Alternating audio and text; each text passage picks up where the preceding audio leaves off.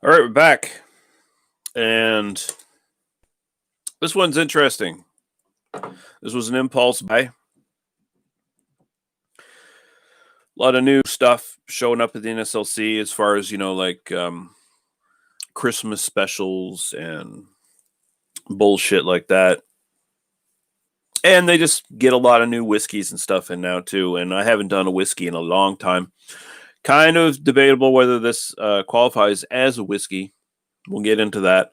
But I picked it up basically because it caught my eye. And I mean, say what we will about this product and we'll see what we think of it. But it is very eye catching.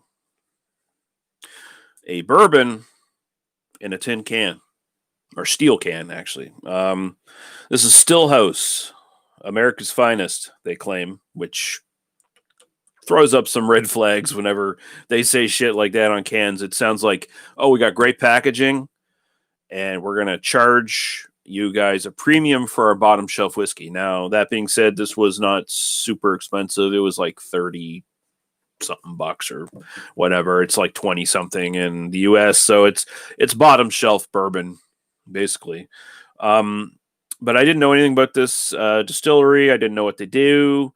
I just saw black bourbon and it looked interesting. It said a masterful blend. So it's a blended bourbon, and we'll get into that as well in a second, of corn, rye, barley, and limestone water, barreled and charred in new American oak, charcoal filtered. So like our Tennessee whiskey, Jack Daniels, or George Dickel.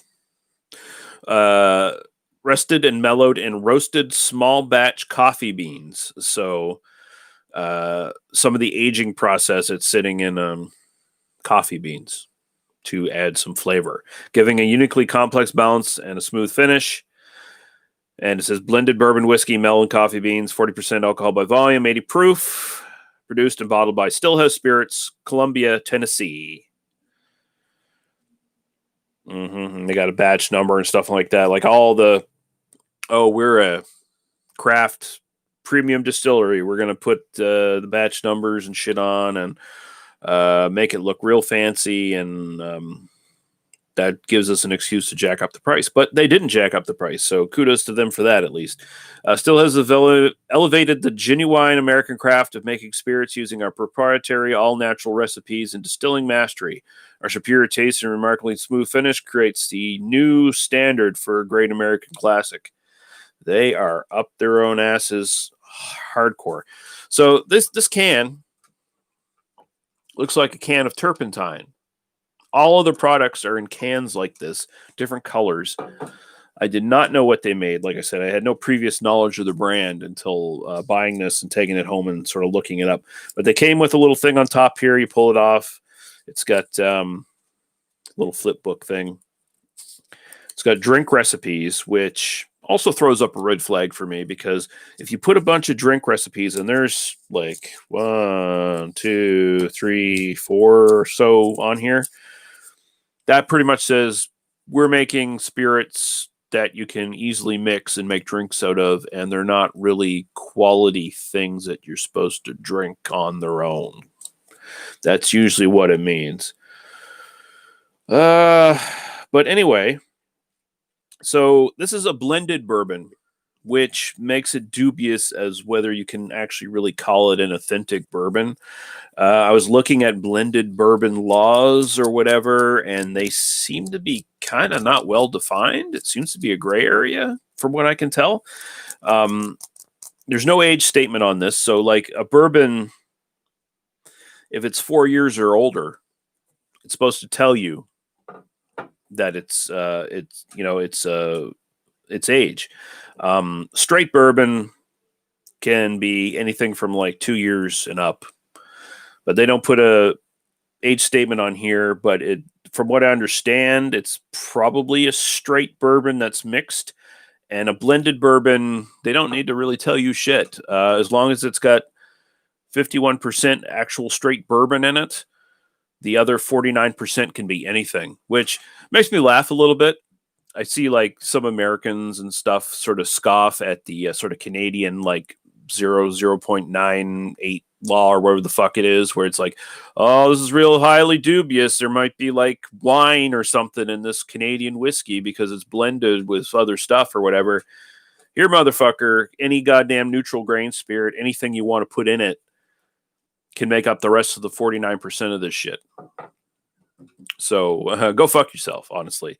This is way more dubious than any sort of like really good Canadian blended whiskey that might have a little bit of sherry in it or something like that. It's just so stupid. But yeah, 40% alcohol, at least it's there. It's at the limit there. It's not one of these like 35% flavored whiskeys, quote unquote, or whatever, right? So these guys, up until now, I think they made one other whiskey that was like I guess authentically a whiskey, and then they had a bunch of flavored moonshines. They got it in here. Original whiskey, 80 proof. Then they have their apple crisp, peach tea, coconut, mint chip, and spiced cherry, which are all 69 proof. So there you go. Like like I was saying, the lower alcohol flavored whiskeys. So there you go. So this is their attempt to get more into the premium market, I guess, to be a bit more actually whiskey, to actually be taken a bit more serious than just as a, sort of a gimmick, I guess. But anyway, very unique. I'll give him that at the very least. I mean, this is new for me. I mean, it's better than a plastic bottle whiskey at the very least. And they do make a point of like, this is easier to transport. It's not going to break. You can dent the fucking thing. You can move it around. It's a bit more convenient. I basically have a 750 milliliter flask now that I can reuse, that I can fill with anything I want. Yeah, it's a can. It's a tin can, Lee. Well, steel can. So I basically now have a 750 milliliter steel flask that I can reuse for whiskey if I so choose. I got some big long trench coats with deep pockets. Whoever felt like taking a walk on a cold fall day or a even colder winter's day and have a nice 750 milliliter flask of whiskey that I put in that pocket, I could do it now. I could fill that with anything I wanted. I could fill that with good scotch. Hitchhike to Ontario. I could be like the hitchhiker. Yeah. Okay, so looking at here, she's pretty dark. Also, like I said, the laws are so dubious on this like blended bourbon, quote unquote, thing that you can not only add any sort of like neutral grain spirits or any other shit to it you want, you can also add coloring. You can do that as well. So I'm pretty sure this is probably colored. It looks a little too dark. Like I said, no age statement. Who knows how old this is? I don't know if the age statement thing even applies to blended bourbon. If this was just like straight bourbon, it would have to be at least 2 years. If there was any authentic bourbon over 4 years, they'd have to tell me on the can. But so who knows? Who fucking knows? They don't say on their website or anything. So yeah, looking at it, it looks pretty. It kind of does look kind of caramel colored, honestly. Like it looks a little too dark. But we'll go to the aroma here.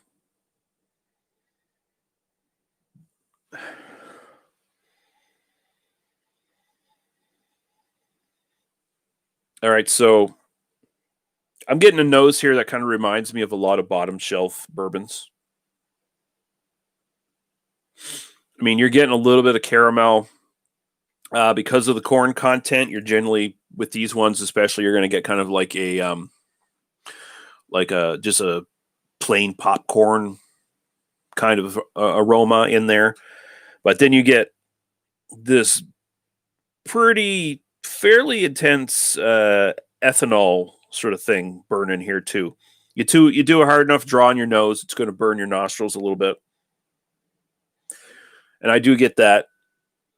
But I've smelt a lot worse, honestly. Like this is pretty mellowed out.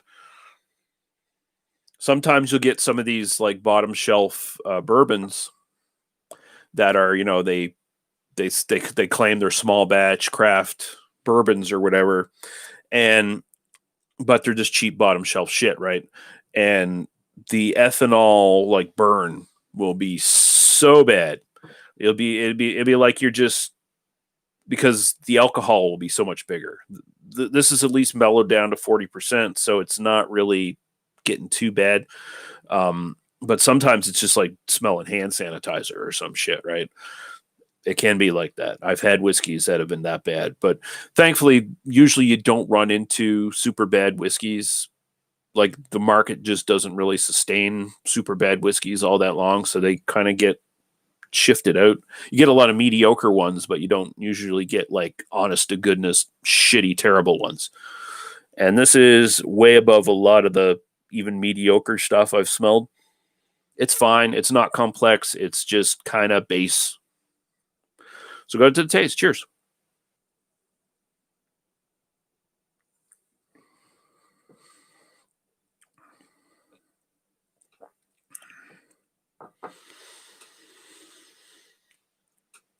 It's fairly smooth.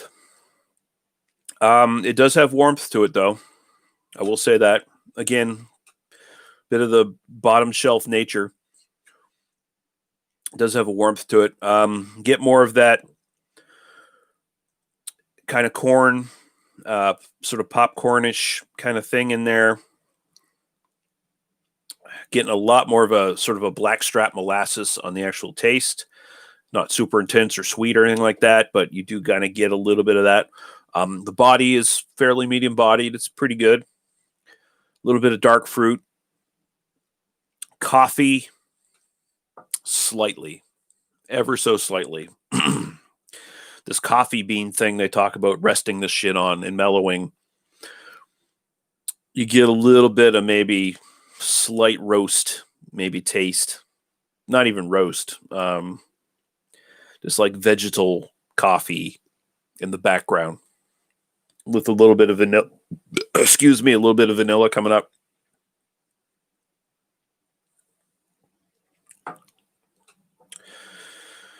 But it's very bland, honestly. Little bit of heat in the background, like I said. Not a lot of flavor, just very. It's like Jim Beam white a little bit with maybe a bit more of a kind of bit more, slightly bit more character, and definitely a little hotter. But it's not. It's not like I'd say it's complex or it's a really good bourbon, even all that much. It's really not. It's definitely not a good drink it alone kind of bourbon. So this little booklet with all the drink recipes and shit in it, you know what they're going for here. They have definitely made this as a premium package marketed thing for people who want to take a generally nondescript, inoffensive, bourbon-esque product of some sort and mix it with their favorite mixers, maybe a couple other alcohols, and make some sort of cocktail of some sort. And there's nothing wrong with that. And at the price point, like I said, it's fairly cheap. You know what? I can't fault these guys for doing this shit. Because usually you'd see like one of these shitty little small batch thingies that come out of wherever, butt fuck nowhere, like charging a pretty penny for something that looks like this, but tastes like, pretty much nothing. So good on them, actually. Stillhouse, I can't complain about their marketing. I can't complain about their product all that much. I mean, they make it pretty intentionally clear what they want their whiskey to be for, and without spelling it out to you in just bold text. So there's far more deceitful distilleries out there with, especially in like the Scotch market and stuff like that, who make some really dubious stuff with premium packaging and charge you out the wahoo for it. At least Stillhouse ain't doing that. So can't complain. So we do letter grades for our booze reviews. Don't really grade by style too much or anything like that, like you do with the High Tide and Vibe beer reviews. And you know what? It's inoffensive. It's not terrible. It'd be perfect for mixing, or just to have like you need a little bit of alcohol on a night where you don't have anything else, and you got the old Stillhouse sitting back somewhere for some reason. Drink it; it's fine. I'm gonna give it a C plus. Had a lot worse. Had a lot better, but it's very middle of the road, inoffensive commercial product. Yeah. So the Stillhouse C plus, it's fine. If you want maybe a little teeny bit more character in Jim Beam, with when you're mixing with something, you can do it. Pretty much same price point or maybe a bit cheaper. So nothing to complain about. You should try it out, honestly. And I mean, also if you're mixing it, by the way, if you're using this as a mix with whatever you're to make your cocktails, and like Lady Lee says as well, you get a cool flask. I mean, it is steel. Put it in your fridge. It's going to chill real fucking quick. They make a point of that on their website as well.